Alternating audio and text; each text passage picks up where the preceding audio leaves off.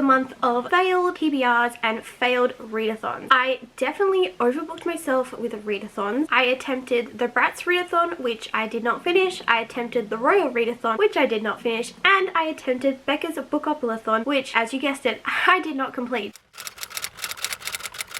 Hey everyone, welcome back to my channel. Today I'll be sharing with you my September wrap-up. In terms of how many books I read in September, it technically wasn't a good reading month, but the quality of books I read last month was amazing. They were mostly 5 stars and a couple of 4 stars. And if you've watched my previous videos, you do know that I have been trying to hone in on my 5 stars, so it really hurt me giving some of these books 4 stars, but I really enjoyed them, so let's just jump right into it. The first book I read was Trail of Lightning by Rebecca Rowan Hall. This book was so amazing. It is about Native American mythology and it's a dystopian. The world has changed. We have gone through, this is the 6th world series, so there's been like 6 types of apocalypses happen, and we follow Maggie, and she is such a great character to follow. Like, she is so brave, but also very vulnerable, and learning about her background and about her powers is incredible. And I would technically call her an unlikable character because she's very abrasive, but in like the best possible way. So this book follows Maggie as she is a monster hunter because all the monsters have come back, the end of the world pretty much, and Maggie has to work with Kai to try and hunt a very powerful monster. It's a very short book, but it's very action-packed and very full of mythology,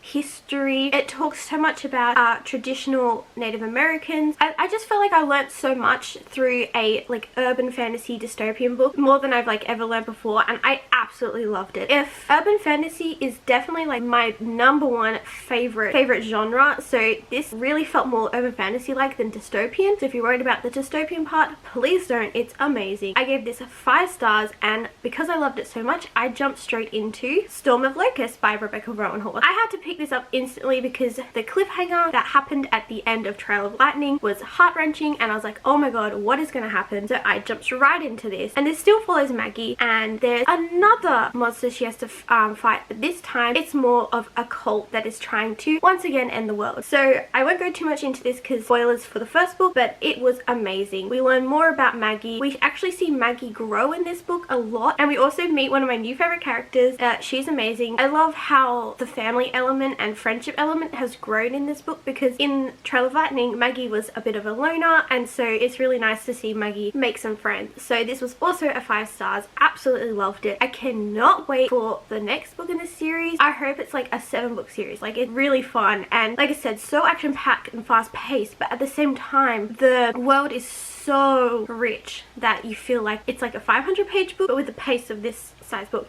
So it's amazing. Definitely pick it up if you're interested. I'm so lucky enough to have a audiobook of Black Sun that comes out in October, and so I'm rearing to read that because Rebecca Rowan Hall has definitely become a new favorite author like straight away. I loved it. Next I read Vicious Spirits by Kat Cho, and wow, this was a great follow-up to The Wicked Fox. We follow the characters from The Wicked Fox, but also we follow Somin and Janu. I think that's how it's pronounced. Please correct me in the comments if I am wrong. And this was great. Like, once again, it's an urban fantasy set in Seoul, Korea. It just picks up right where Wicked Fox left off. It took me about 40 pages to get used to the new character's point of view. After that, I was hooked. I loved it. I loved the relationships explored in this book as well, and it was really fun. I can't say too much about this because it will spoil Wicked Fox. I love the exploration of Korean mythology in this book in like a modern lens, which is so fun. Once again, Kat Cho has definitely shot up on my like 2x2 read list because her writing is addictive. You cannot put this book down, and you just want to know what happens next. And this is also very fast paced, and I loved it. I think I would give this one 4.5 stars because I loved it tiny bit less than Wicked Fox, but in saying that, it was all around very fun book and a great companion slash sequel to The Wicked Fox. So definitely pick this up if you want to read it. So after the amazing urban fantasy dystopian books I read, I needed a lovely romance, and my copy of Take a Hint, Dani Brown arrived, and I picked it up straight away, and I'm so glad I did. I read Get a Life Chloe Brown in August, so I was definitely excited to pick up Take a Hint Dani Brown, and I'm so glad I did. I loved this so much more than Chloe Brown.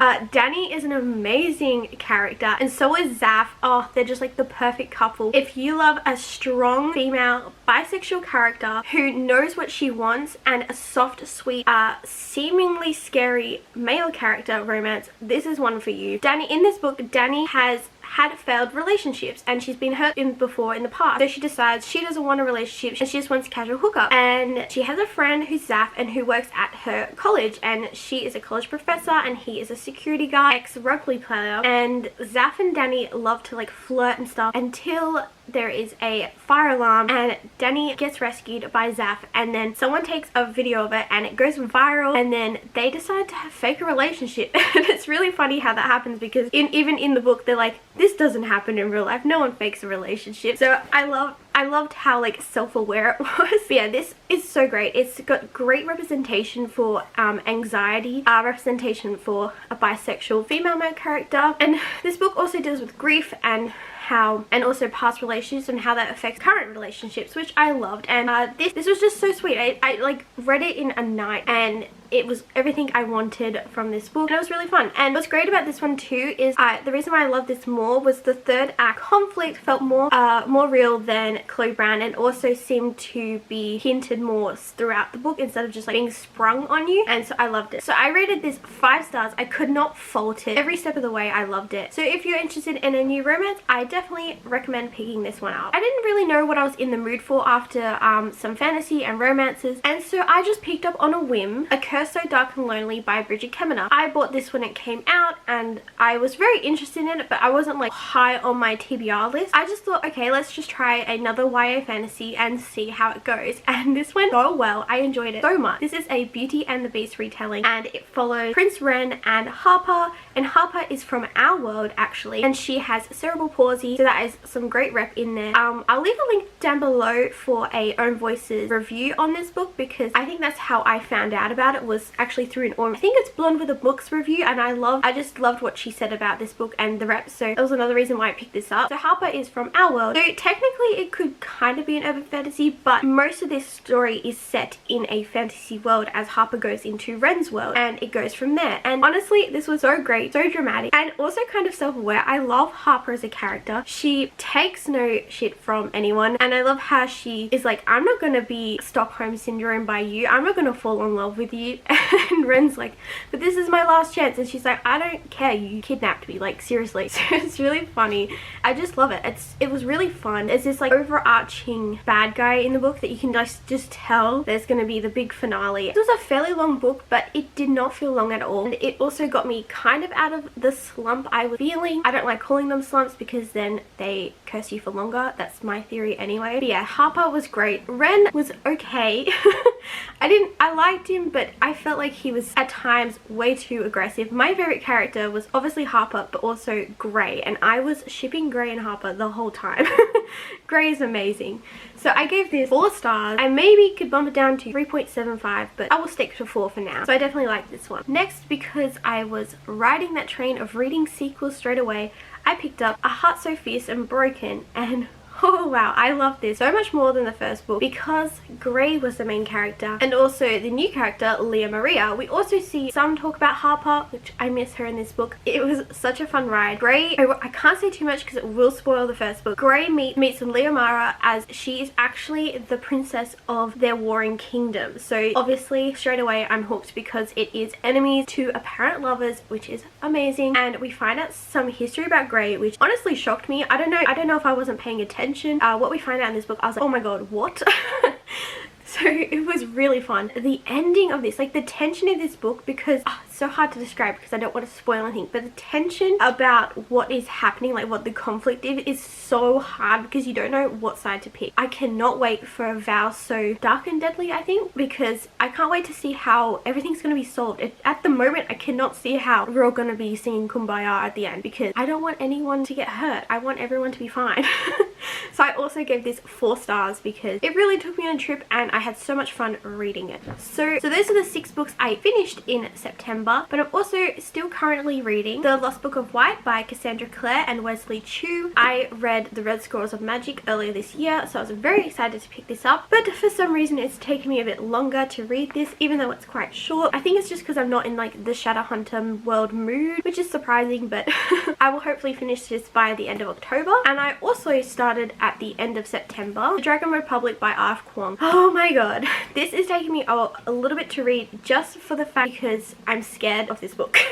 I'm scared because I've heard so many people say it breaks them, it hurts them, they made them cry. Like, oh, I don't want anything bad to happen to these characters, but I know it will because this is such a grim series, but so amazing. And so I'm just slowly reading this, as I don't want to rush it, for one, because the Burning Gog comes out in like roughly 2 months, so I don't want to rush it and then be left in a lurch for the last book. And I also don't want to rush it because it's just amazing writing and I'm really enjoying it. So thank you so much for watching. Let me know what you read in September. What was your favorite book? Did you find any new favorites? I would love to know. So I will see you all next time, and I better get back to reading. Bye!